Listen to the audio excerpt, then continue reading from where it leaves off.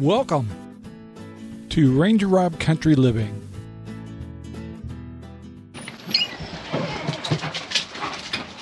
Good morning, everyone. This is RangerRob, and welcome to the RangerRob Country Living channel and homestead. And it's a Saturday. Sherry's home. We've already had the guy here that blew out our watering system, and boy, he was an early bird. But glad to get that done. So the watering system for the grass and all that stuff and our big garden over here is off for the year, and that's just okay with me.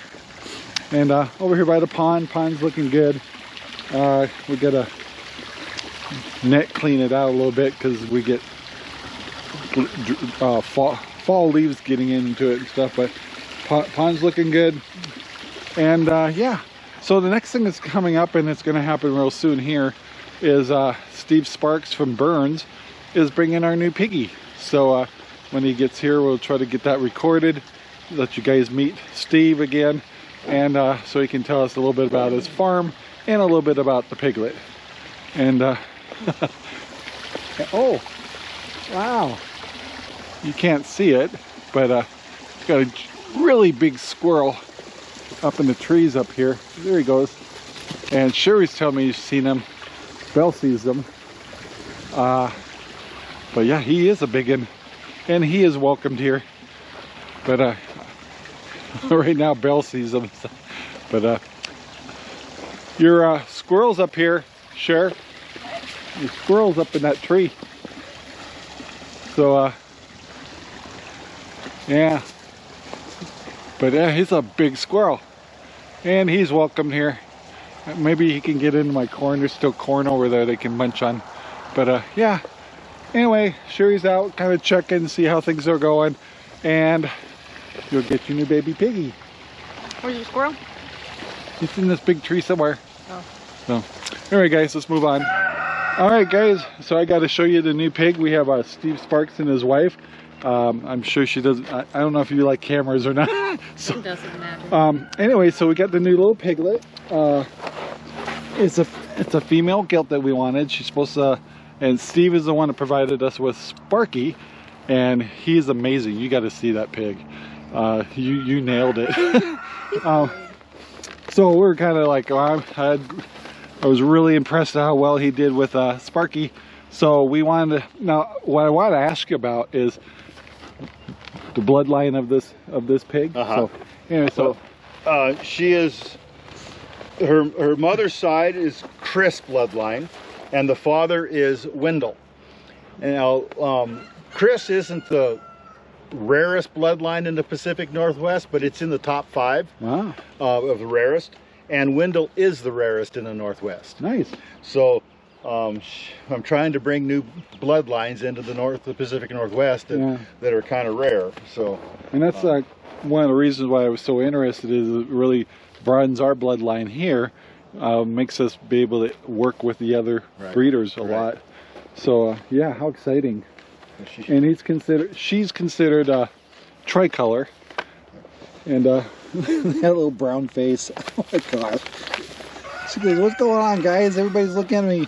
Yeah. So we're gonna bring her around. I'll give you a hand bringing them over, and then we're gonna put her with my other little females over here that are either waiting for a home or they got a freezer camp assignment if they don't get a home. So yeah, how exciting! Let me let's get her moved and shut her down here. All right, guys, so we got the little piglet all added in there.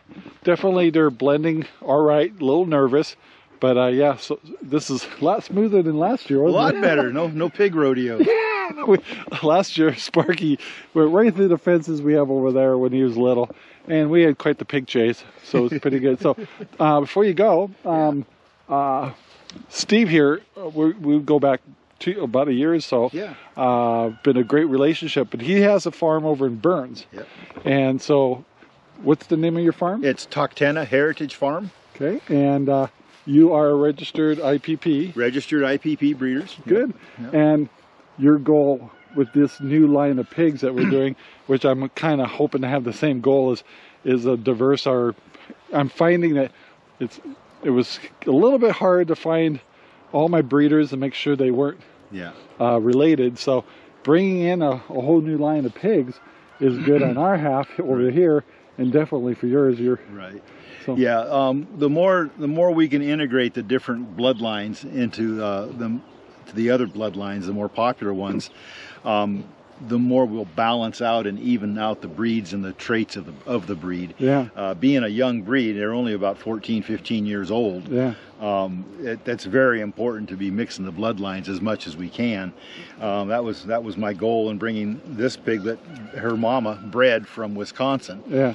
All of the Idaho Pasture pigs were started in Idaho, and then the folks that bred them originally and started them got out of it, and Jody and Dave Konauer over in Wisconsin bought them all. Oh. And so all the Idaho Pasture pig breeding stock went to the East Coast. Oh. And so what was left here was some of the popular ones that were around. So we've got a smaller gene pool in the Pacific Northwest to reach from. So that's my goal, is to bring East Coast pigs over, of the bloodlines that are not quite as popular. Sorry, I got to put the camera.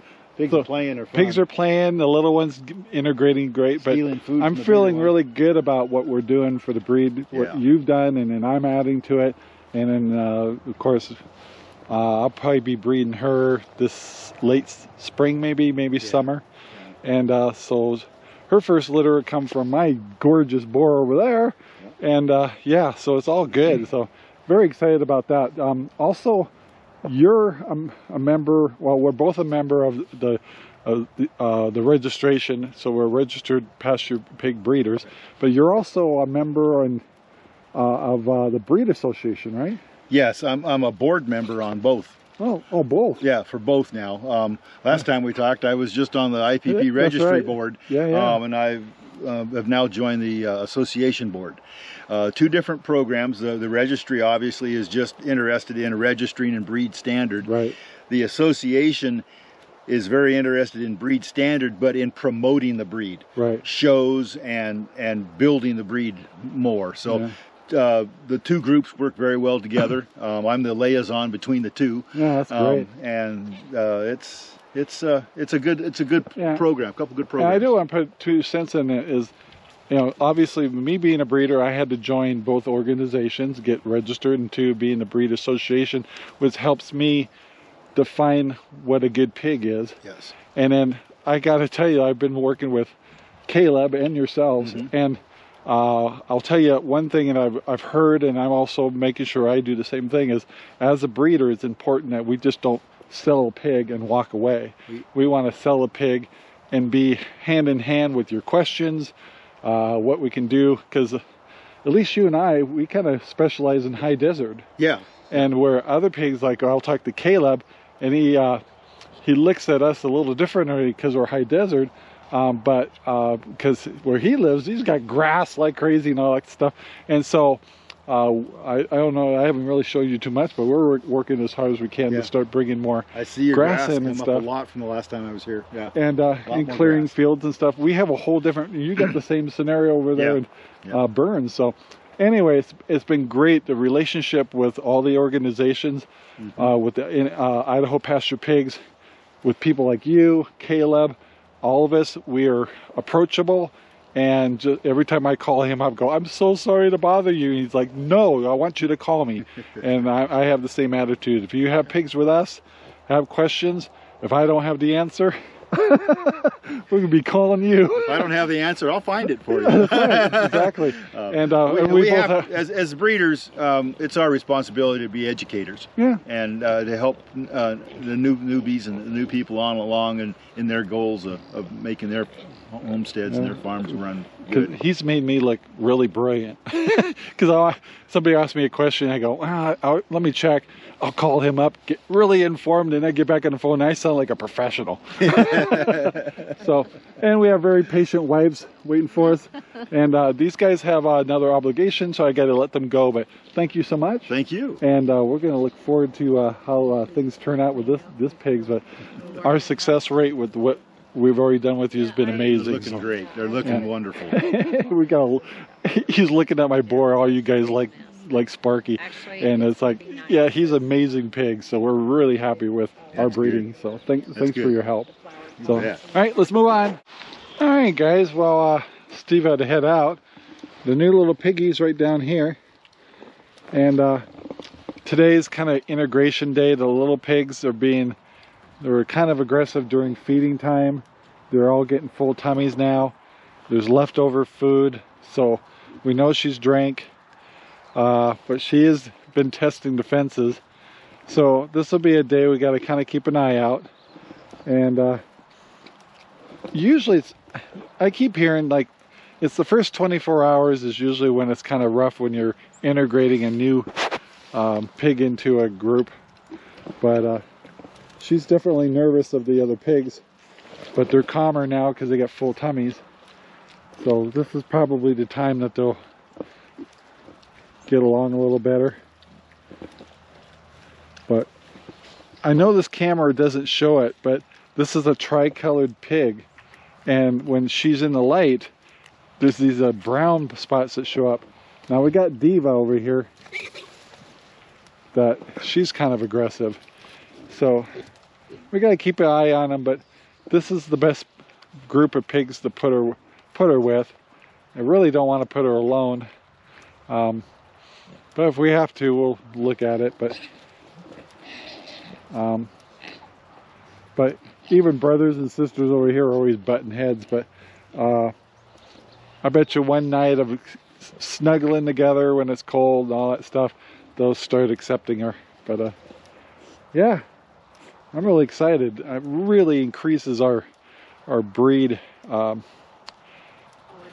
quality and expansion. Yeah, we're really excited. So I'm very thankful that Steve coming by and meeting his wife.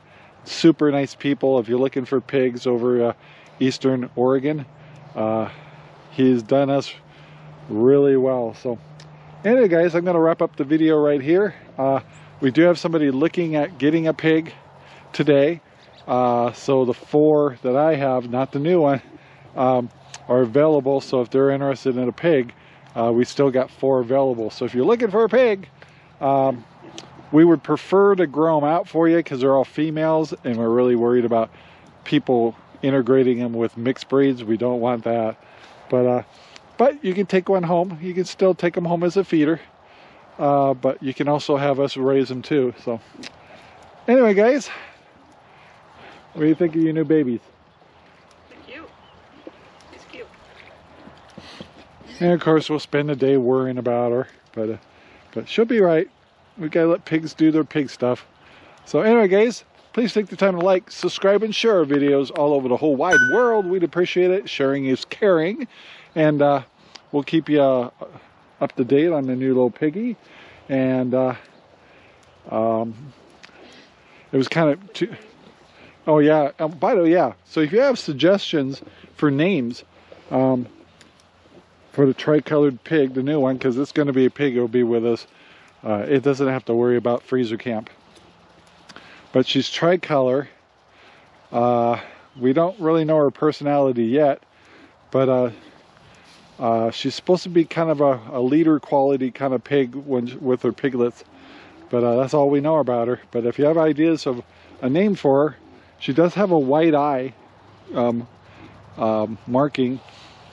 That's the only thing I've seen unique about it other than being tricolored. But yeah, if you've got a name idea, let us know. So guys, we'll talk to you later. Have a great day. It's definitely a sparkling day here. So anyway, guys, we'll talk to you later. Bye now. Our videos are made possible by RangerRob Poopy Bags, available at Amazon right now. Thank you very much for watching our video. Please take the time to like, subscribe, and share our videos all over the whole wide world. Thanks.